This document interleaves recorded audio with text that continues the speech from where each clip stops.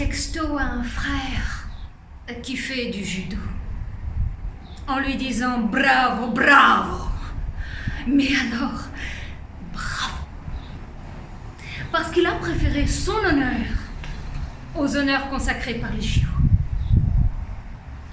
Il a refusé d'affronter un adversaire qui a déjà ravi le plus gros lot, la Palestine.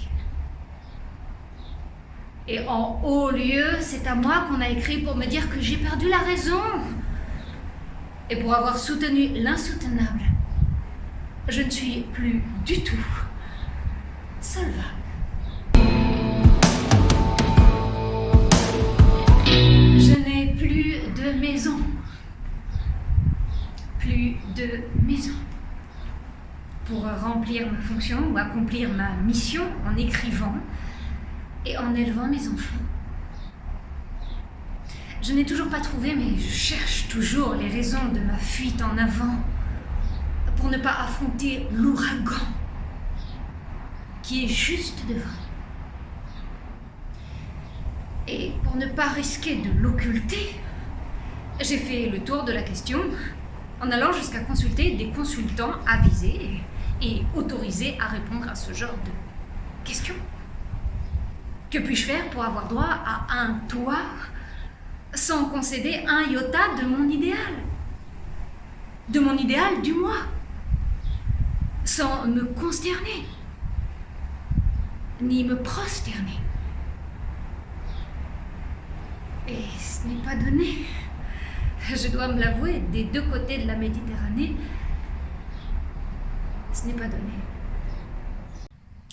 Mon premier consultant, c'est la raison économique, qui a cru me fournir un conseil très résistant, en me disant que j'ai sans doute les moyens de chercher une maison, mais certainement pas les moyens de la trouver. Mais sinon, la question ne se poserait pas. Et oui, tout est question de matière. Et l'esprit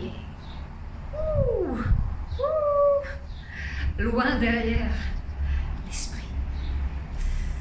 Les moyens avant, la fin après. Pour qu'on ne se paye pas ma tête, il faut que je paye.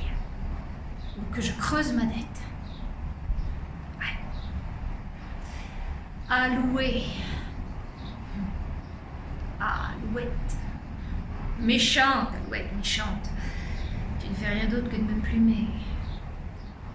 Mon deuxième consultant, c'est la raison politique, qui a cru bon me fournir un conseil très consistant, en me disant que c'est le politique qui construit ou déconstruit nos maisons. Il faut politiser le débat, pour ne plus être dans l'embarras, et livrer un véritable combat pour avoir son pied à terre. C'est le pouvoir qui vous permet de l'avoir. Il faut donc commencer par avoir le pouvoir, par agir sur ceux qui l'ont, pour les presser à y réfléchir, voire à fléchir.